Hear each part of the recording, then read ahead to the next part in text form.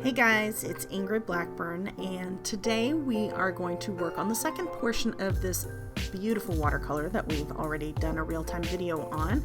We're going to do the doodling portion. So to just kind of sum up what we did, here is a super sped up version of the watercolor. This is just a few minutes. If you've already seen this in real time, feel free to jump ahead 3 minutes, but I've condensed over 30 minutes of watercolor into 3. So if you're interested in getting all the details of my process, how to follow along, I mean, you can literally take some paints and follow along with me and paint these little fun loose watercolors. I mean, this is really just an exercise. It's meant to have a little fun, layer a little. You'll learn lots of different little tips and tricks that I use when I layer my watercolors as well. And this is just, like I said, just a fun exercise. And then what we're going to do with the rest of this video is we are going to take half of this project and we're going to actually create some doodle flowers. And I'm going to show you my process of how I go about doing that, because this is really meant to be a fun exercise. This is not necessarily, you know, something where I have a specific goal in mind. Everything is loose. It's more of a little bit more of a creative and fun and freeing project. So you can see here the watercolor is really starting to take place. In the beginning it was looking like a super hot mess, and it kind of still is a little bit, to be honest. It really had a process that it was going through, but once it started to dry and once these layers started to really build on themselves, it really kind of took shape. I was really pleased with the end result. It's funny with watercolor, I always question my work halfway through or a little slightly before halfway through because I always think that it looks hideous, but it always turns out, which is fun. That's part of the process and that's part of the fun of art, right? You have to trust the process. You can't worry so much about the end result. You just have to trust that it will be there in the end. Well, I guess I shouldn't say that it always happens. Sometimes it's not necessarily perfect, but look at them. They're really taking shape, and this is not meant to be a specific type of flower. It's just loose, fun, summery florals. I was enjoying the bright colors. The green totally made it pop. It completely changed this entire project. And it's beautiful as is. You know, the next step after this was to add some splatter, but quite honestly, it was beautiful just as it is right here, and that could have been matted and thrown into a frame, signed, and given as a gift. But I decided to make 2 cards instead, which was great because I needed a birthday card for my mom. So you can see there's the splatter. And we're kind of coming to the end of the sped up portion. I hope you enjoyed that. I have a link below for all the products I used, as well as a link to the real-time video. So here's our end result, and I love how this turned out. But we're going to use a Micron pen, and I'm going to use an O2 Pigma marker. And we're going to just kind of create a doodle look to these flowers. So this portion is just going to be the outline, and I'm going to speed up. I'm going to first show it to you in real time. You can see that I'm just making a random petal. If you feel like you can't draw, do not be intimidated by this project. This really is open to interpretation. What I want you to do is I want you to just kind of allow your watercolor to speak for itself. Use some of the edges as edges of petals. You know, you don't necessarily need to have a specific flower in mind. It can just be something completely abstract. They can be rounded, they can be jagged, like I'm making this one. My petals are a little of both. And if you're uncertain, just take your time. You know, you might want to even have up a photo of a flower if that might help, but try not to be too realistic with it. Try to just find the freedom in it. A year ago, I would have told you that I can't draw. And through doodling and Zentangling and learning different kind of strokes and processes, I no longer say that. I now say that I can draw, but I by no means am a sketch artist. You know, doodling is really fun. There's no right, there's no wrong. It's just fun. So you can see here there are some different parts to each petal that I'm creating. Some have a lot of white space, some have a little more pink. And petals are like that. Petals have shadows, you know, and sometimes you'll see something curled over. And like right here, I'm not exactly sure. I feel like something needs to be there. And my mind is kind of fighting my natural instinct. But then I decided, you know, there really needs to be a petal right there. So I did. I just made a very small little petal. And if you think about a flower, petals, they kind of hug each other. And that was really what I was trying to do there. So here with the large one, you can see I'm speeding the process up. Just kind of just allowing the watercolor to speak for itself and just throw some different petals in there. This is not any particular kind of flower. It's probably a mix of a tulip, a peony, you know, and probably several others, maybe a poppy, but not any particular kind of flower. Don't forget your leaves, but start with your flowers first. The leaves are in the background, so you want to make sure that when you are outlining your leaves, if there's a petal or a flower in front, that you're drawing that leaf behind that petal.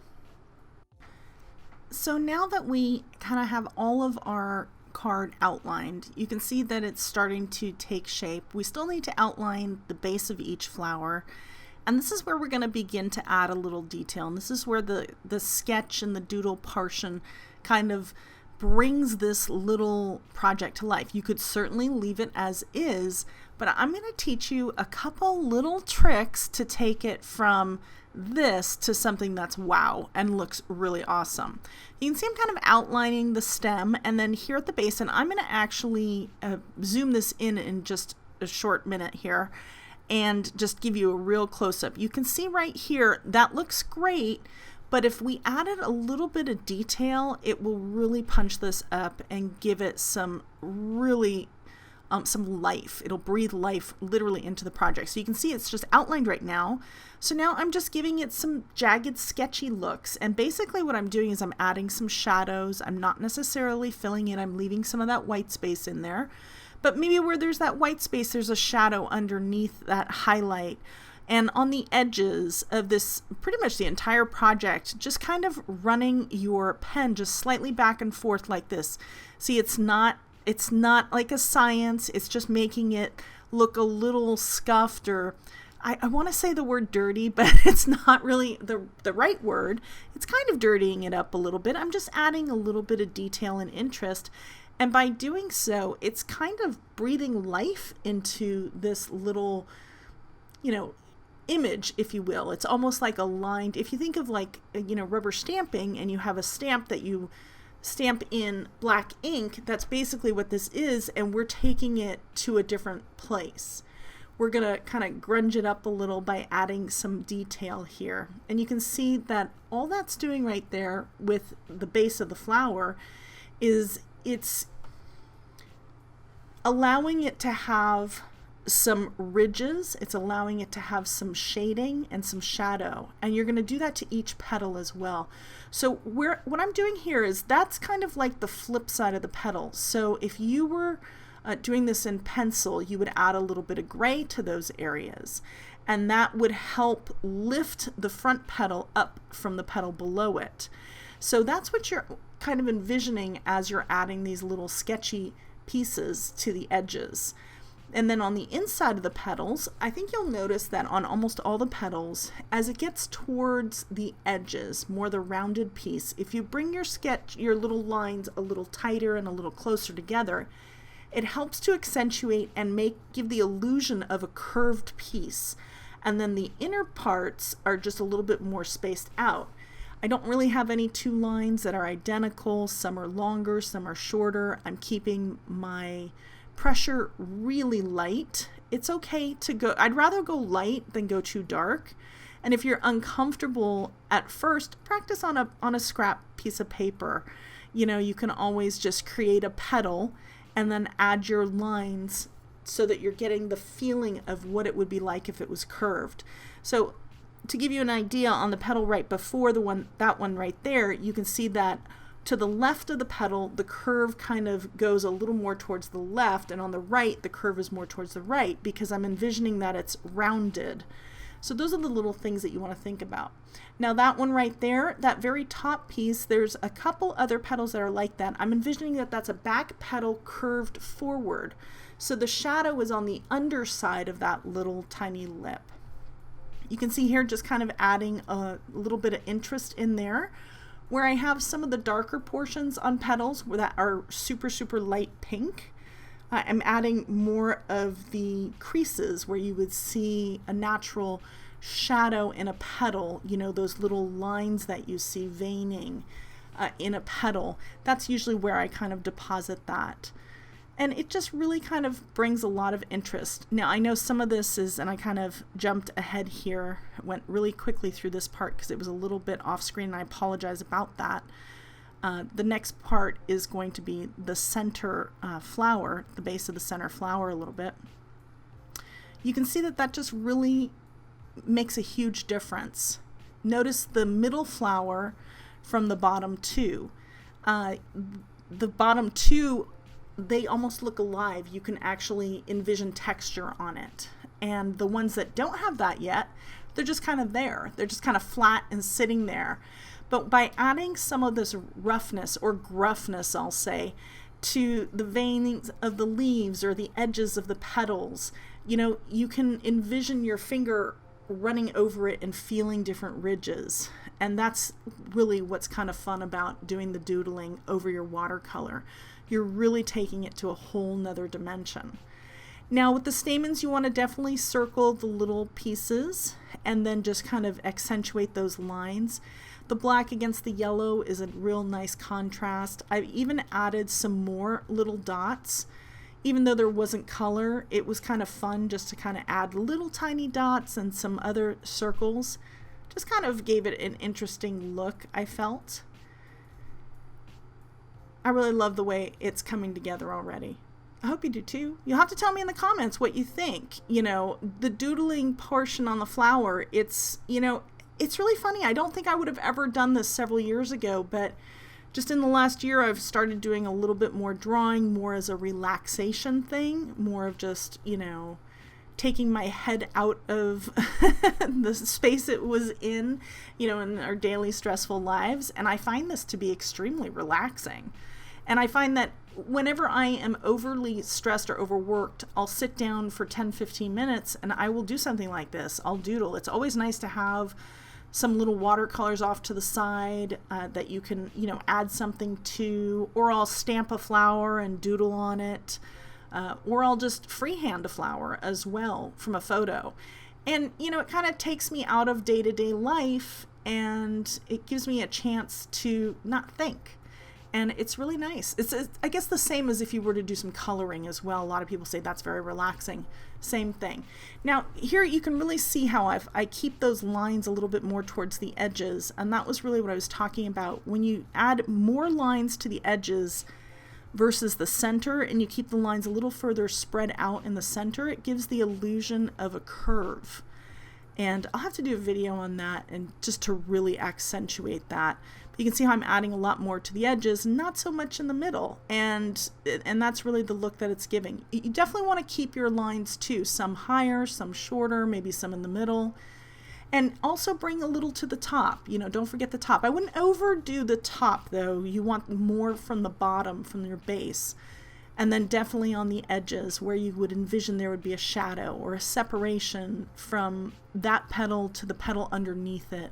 And that just kind of helps lift that and give it a little bit more of a dimensional look.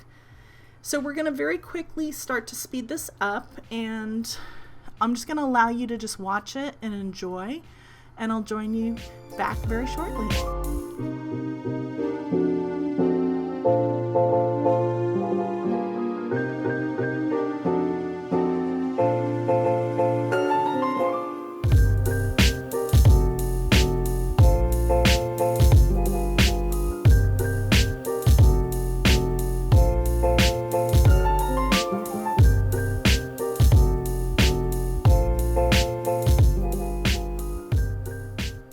Now with this petal, I was kind of initially thinking that that was curved over, and I think that was a little bit of a mistake on my part. going back in hindsight, I probably would have, sorry for the out of focus there really quick, I probably would have made that another petal and maybe just done a slight little curvature over to the right, because it looks a little awkward to me, but you know, it's not perfect. It's a doodle. It's not meant to be perfect. I am not drawing a realistic flower. I'm just bringing a watercolor to life. So, you know, I'm not perfect. I make some mistakes too, but you can really see the difference between those bottom flowers and the top two, and how very little sketchy marks, how that just really pops these flowers literally off the page and from the petals that are just right underneath each one. I really hope that you do enjoy this look. You've got to tell me in the comments. I would love to know if you've ever done anything like this, or if you think this is cool. Is this something that you might try? It's kind of fun. This whole entire project, you know, you have half of it that's a true watercolor, and the other half is kind of like fun and whimsical and doodly, and you know, like I said, not perfect. These flowers are, you know, I look at flowers in life, and each one is so beautiful and perfect in its own way, and these are perfect in their imperfection, I guess. And to me, that's what doodling is. Doodling is just really a fun artistic form. So I will allow you to just watch now. I hope you are enjoying this. And definitely, if you have any questions about anything, feel free to ask also in the comments below. If you are enjoying this video, definitely give me a thumbs up so that you tell YouTube you really enjoy the content, you want to see more. I'd love for you to leave me a comment, and definitely subscribe. If you want to be notified about new videos that come out, click the notification bell, and YouTube will let you know when a video or a premiere goes live.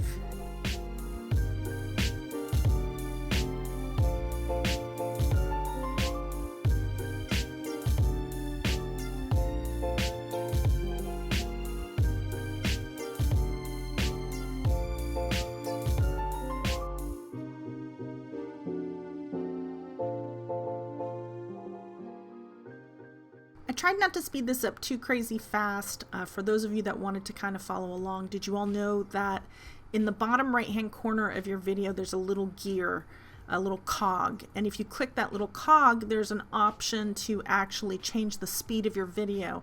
If you wanted to reduce this by 2, you'd bring it almost back to regular speed.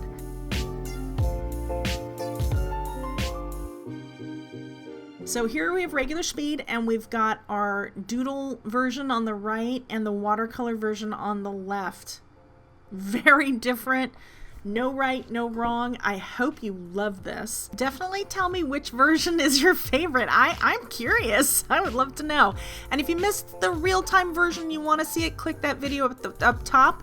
And I've got more to see in the video below. And I'll tell you what, I will see you over in one of those 2 videos. Till then, bye.